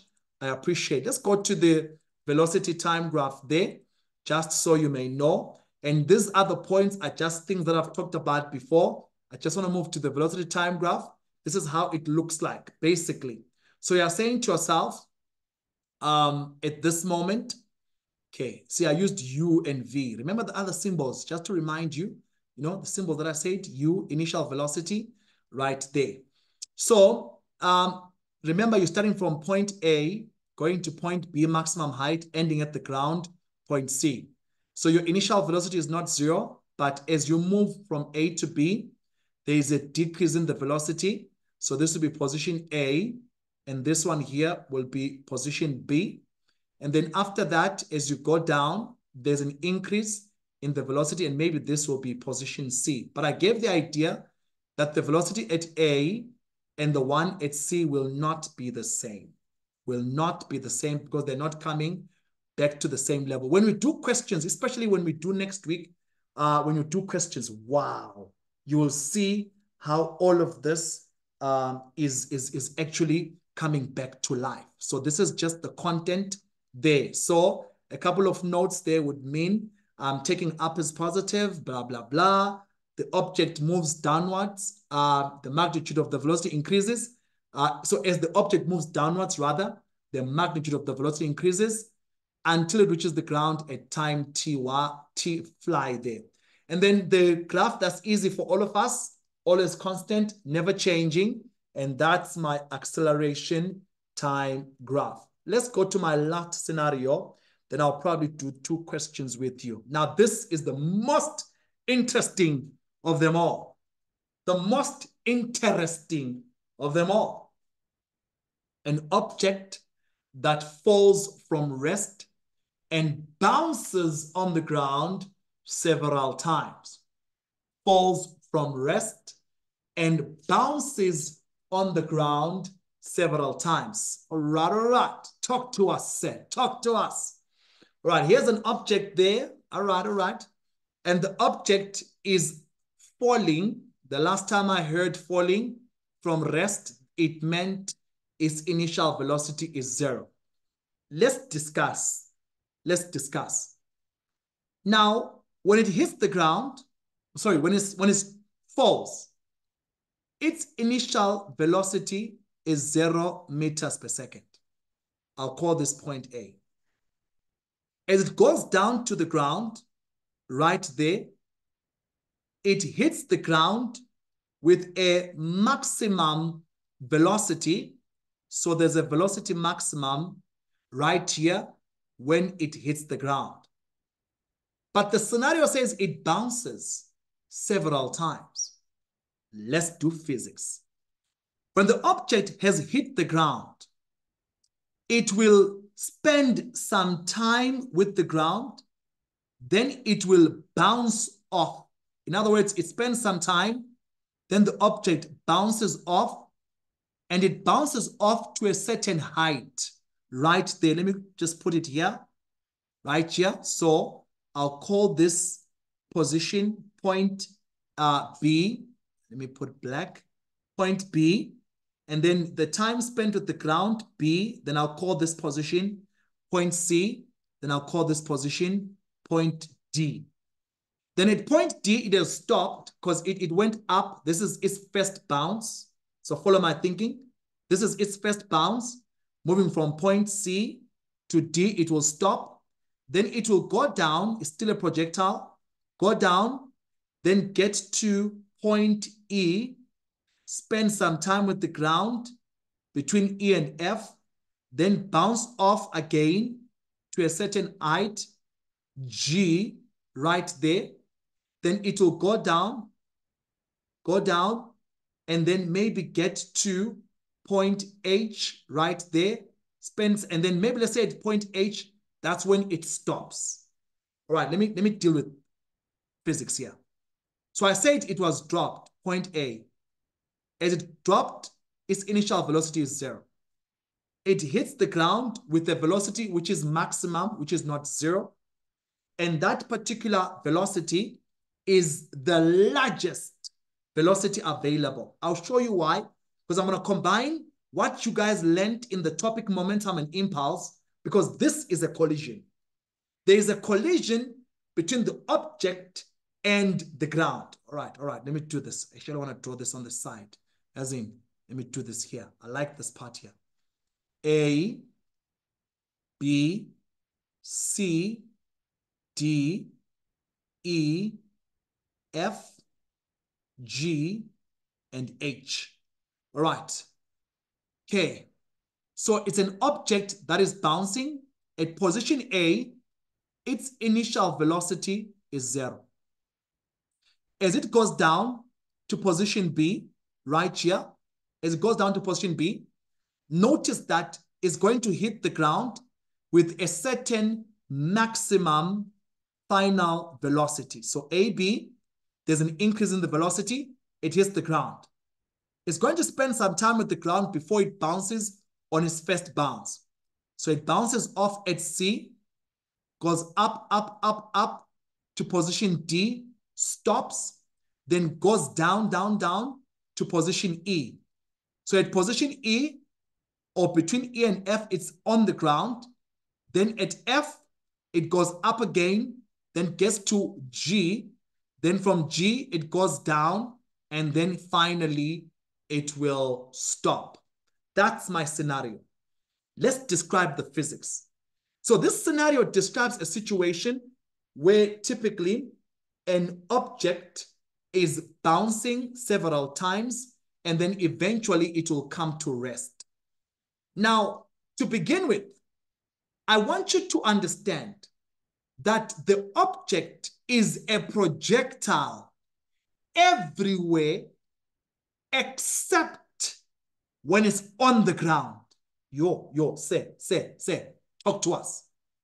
The object is a projectile everywhere else except on the ground, except on the ground, except on the ground.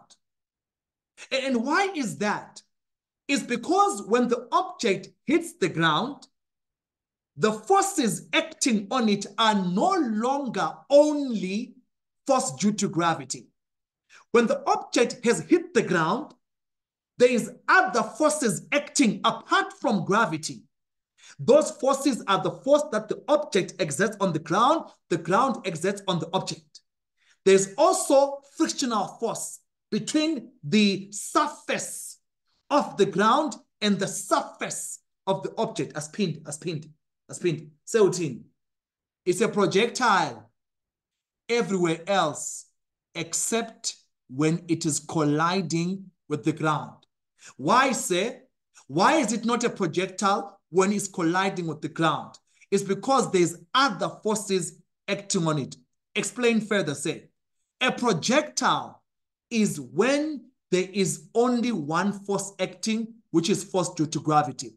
But on the ground, there's other forces acting. There's the force of friction. There's a surface contact between the ground and the object. There is the force that the ground exerts on the object and the object exerts on the ground. So no. Between BC, between EF, it's no longer force due to gravity only. There's other guys in the party.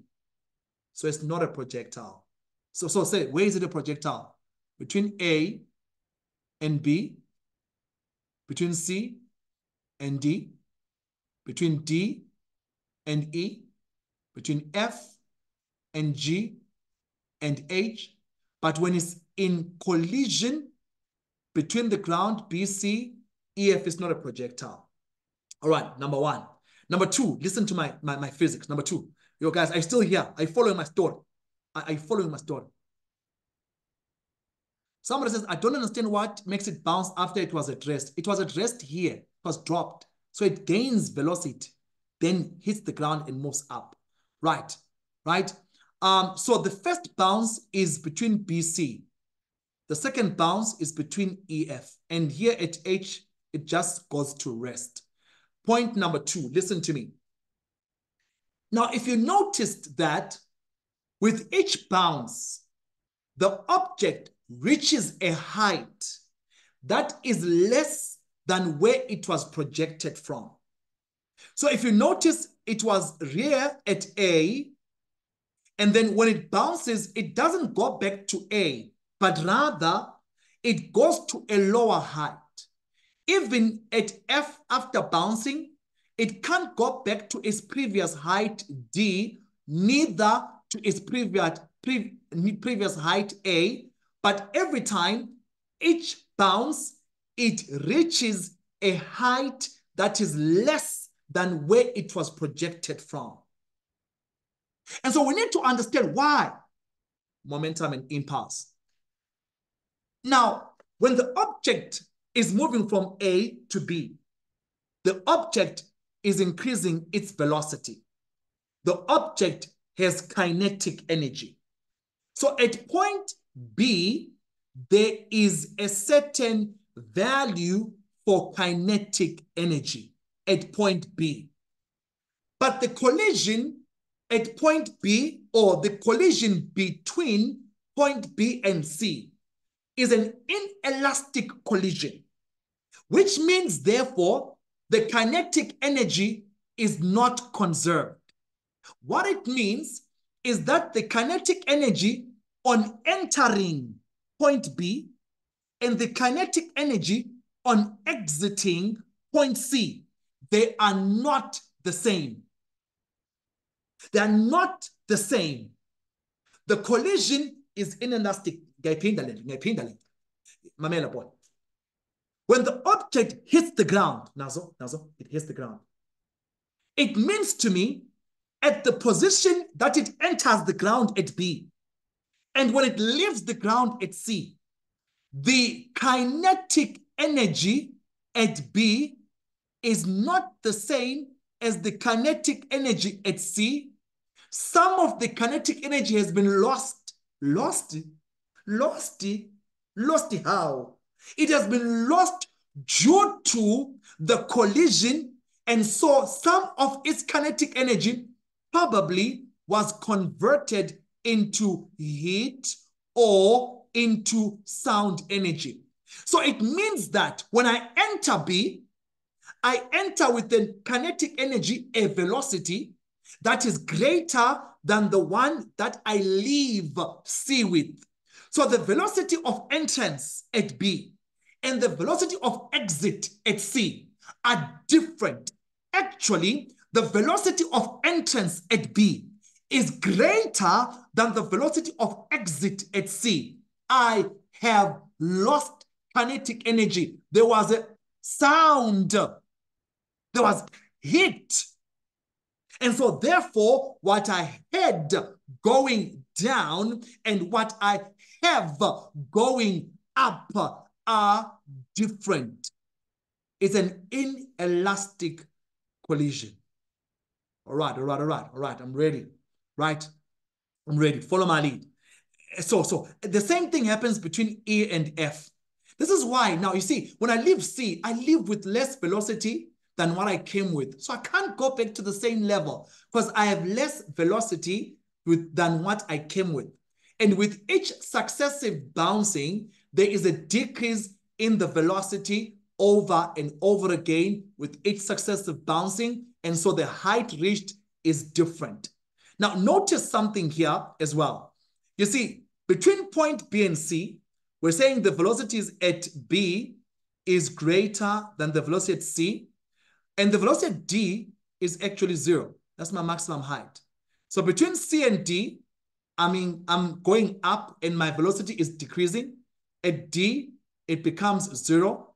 Then I go down, my velocity increases. And the velocity at E is greater than the velocity at F. With each bounce, I lose kinetic energy. And by the way, the kinetic energy as a formula is half mv squared. So I lose until I have nothing else to lose. That's why I stop. That's why when you drop something, when something falls from rest, it goes bah. It bounces to a lower height for the first bounce, bah. Second bounce to an even lower height, bah.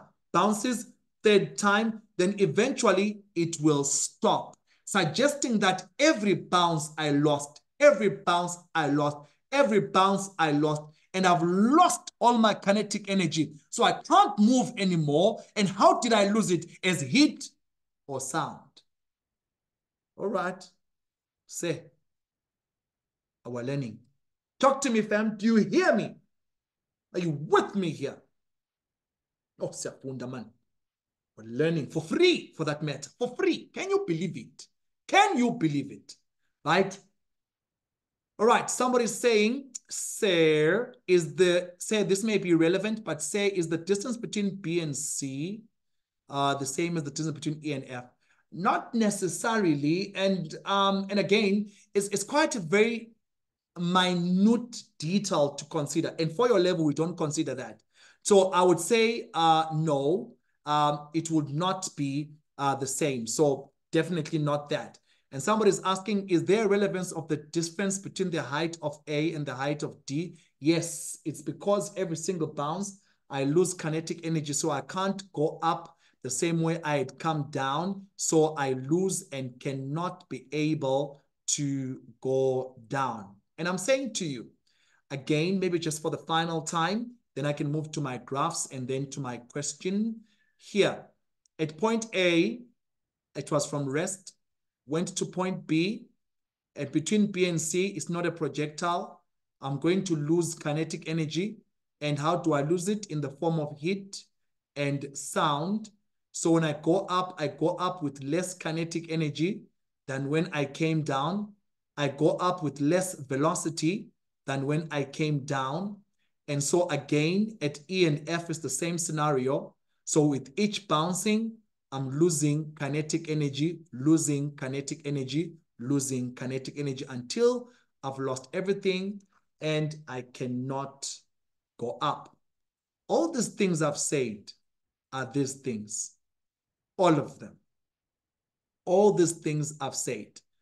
I have all these notes, guys. I write these notes by myself, by the way. And I do these handouts by myself. This PowerPoint, this presentations by myself. So I have the notes. I will send it to you. Don't worry. I have the notes, full notes on this. So you'll get everything. So everything that you see here will also be available on the notes. Right. And I think I said something here. The object, yes. So everything that I put across, there it is. The object accelerates towards the ground and then it reaches the ground. It's not a projectile. It actually experiences negative acceleration. We call that deceleration, but I'll show you in a graph how it looks like. I want the graphs actually. Here's the position time graph. Interesting. Bouncing, bouncing, bouncing, bouncing, bouncing, bouncing. There you are. So I started off here, bouncing, went up. The height is less. So the position time graph is easy because it's exactly how you see it. It's exactly how you saw it happening. So that's quite easy. The position time graph, I'm good on that. I did put a couple of notes on it. All these notes are available. And I'll show you that the velocities keep decreasing with each bounce and the height keeps decreasing as well. The velocity time graph, ooh, Nazo, oh yeah. Oh yeah. Let me explain. All right, follow my lead, I got your back. It starts from 0, it was rest. Starts here. Then as it goes from there, there's an increase in the velocity at point B. So let me just do this. Let me say A, B, and then this one will be C from there on. And then this one will be D. And then this one will be E. All right. So at point A, if you can look at it properly, at point A, that's when you've got your rest. That's why it starts at 0. At point B, there's an increase in the velocity right there. Then it bounces. So the dotted line are representing the bouncing, right? So it bounces and then starts off at a certain value here. I would have added letters here, right? Just that I didn't put some letters here, but that's fine. So at point A, point B, then there's a bouncing. So the bouncing is the dotted line here, right? So it's bouncing and it starts off at a certain velocity. Then it goes to point C where the velocity is 0. And then it goes to point D where there's a different velocity, which is not 0. And then it gets to this part. So between D and this part is bouncing, which is this velocity. Then it goes to point E where the velocity again is 0. So maybe if I was to add letters here, then I'll call this F, then I'll call this G. So this would be F, and maybe this will be G. So you can see at F, I'm starting with a different velocity, and I go to C, which is 0. Then at G, I'm starting with a different velocity. Then I go to E, which is 0. So that basically is your velocity time graph. So the dotted line just represents the sections of bouncing, basically. And when I do part 2, I'll do many questions along this line. There's more. The notes, they are everything. Look at the acceleration versus time graph. This is more interesting. Normally, in every part, we've had just a constant line. Explain to me why now it's like this. What's that? Why? What's going on there? Why is it like that? Because Tina, from what we've been learning, we learned that it's just a horizontal graph. Manje? And then Why is this dotted, dotted? What's this dotted, dotted showing? Talk to me. Yes, it represents the bounce. It represents the scenario where the object is in contact with the ground. So everywhere else, 9.8, 9.8, talk to me. Let me show you. So here, from A to B, 9.8, 9.8, 9.8, 9.8. From B to C, not 9.8, not 9.8. C to D, 9.8, 9.8, 9.8. D to E, 9.8, 9.8, 9.8. E to F, not 9.8, not 9.8. F to G, 9.8, 9.8, 9.8. G to H, 9.8, 9.8. And then, as you can see, oh my word, what is this? So that's what you have there. I enjoy what I do. I hope you guys can see that. I really enjoy this. And I always want you guys to understand and get the best. So basically, that's your acceleration time graph. All right. Enter them, Mr. X. Enter them. Enter them. I'm entering them with the notes here. Here are some couple of tips to answer these questions. Write down all the information given. I'm going to go do a question now. Objects will accelerate downwards with a constant acceleration and is always acting downwards. We've talked about that. Another tip, choose a direction. I've talked about that.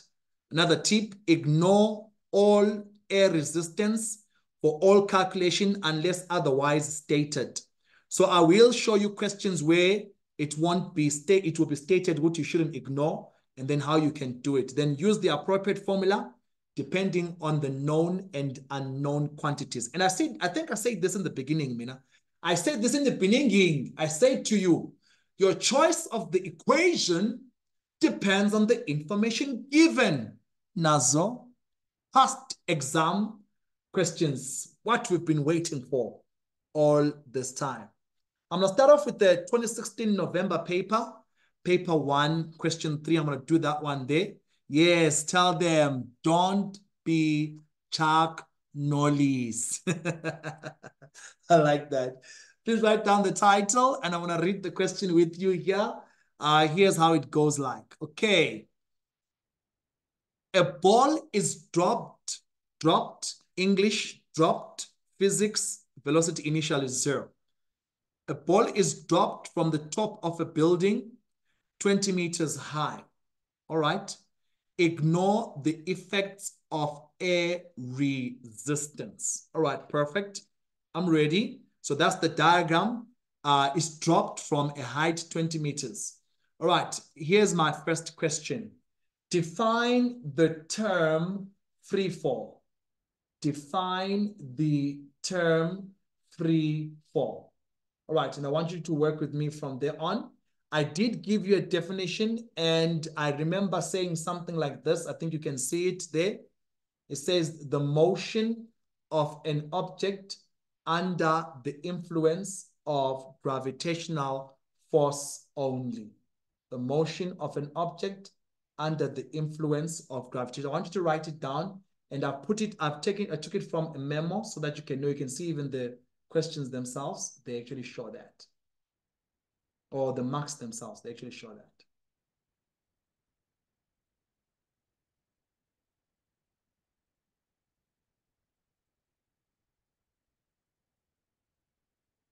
All right, I'm ready for my next one, right there.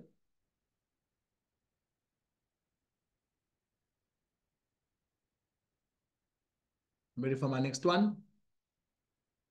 The next one then says, calculate the speed, calculate the speed at which the ball hits the ground. Calculate the speed at which the ball hits the ground. All right, I'm ready for that one. Calculate the speed at which the ball hits the ground. So let's discuss what I have. This is what I suggest. I usually say to my students, take the direction the object is moving as positive. So the object is moving down. So let me say down as positive. Let me gather my information. The initial velocity of the object is 0 meters per second. It's accelerating downwards as a projectile, so it's a positive 9,8. Remember I said, when you say down is positive, G is 9,8. And I'm looking for the final velocity when it hits the ground. And I know that the object is moving at a total displacement of 20 meters, a positive 20 meters. And so your choice of the equation depends on the information given. I'll choose this one. VF squared is equal to VI squared plus 2A delta Y. All right, let me put my numbers together. I don't know what the final velocity is. I don't, but I know the initial is 0. I'm substituting. I know that it's a projectile. So we're moving at 9,8 is positive because I say down is positive. And also it's a positive 20 because it's moving 20 meters downwards. The rest is mathematics. When you say VF squared, don't forget to square root. Your answer should be plus or minus 19,8. But the proper answer is plus 19,80 meters per second. Why? Because it's the velocity of an object going downwards. So it's 19,8, the velocity of an object going downwards. So that's your answer for 3,21. I'm ready for the next one. Right. So they just said the speed. So you can say 9,8 that. And then because you say down is positive, let me show you. You can write and say downwards, that's fine. But because it's a positive value, the examiner knows that it's 9,8 is positive, so it's 9,8 downwards. So basically that's what you have. All right. I'm about to take this out and try my next question. We're learning just simple stuff, nothing hectic, you know, here and there, blah, blah, blah. It gets crazier next week. More questions. So I want to assure you guys, right? I'm the kind of guy that can get you to pass, not just Jaganan, in fact. I can move you from level 1 to level 7.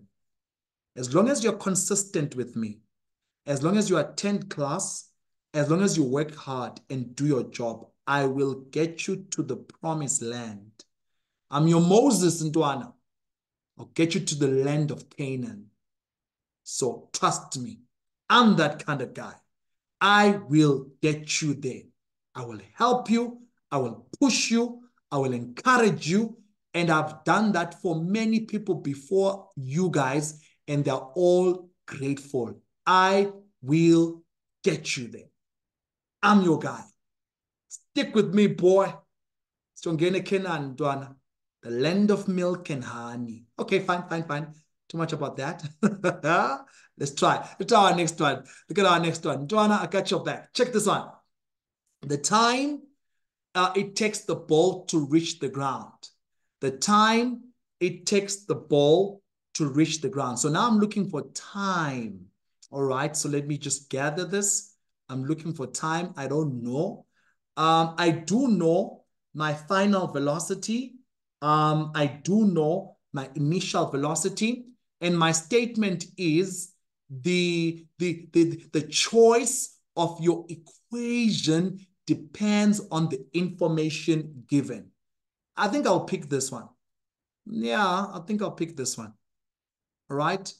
The final velocity is my 19,8. It's a positive number. The initial is 0. The G is 9,8 delta T. So the math says 9,8 delta T here. So 9,8 delta T, then there's 19,80. You can divide both sides by 9,8, and your time is 2,02 seconds. That becomes the time taken to reach the ground. All right, I'm ready. let me know. Thank you so much. I appreciate. I'm Nigani Braipe, Mr. X, man. You best believe, man. Loving your comments. No lies detected.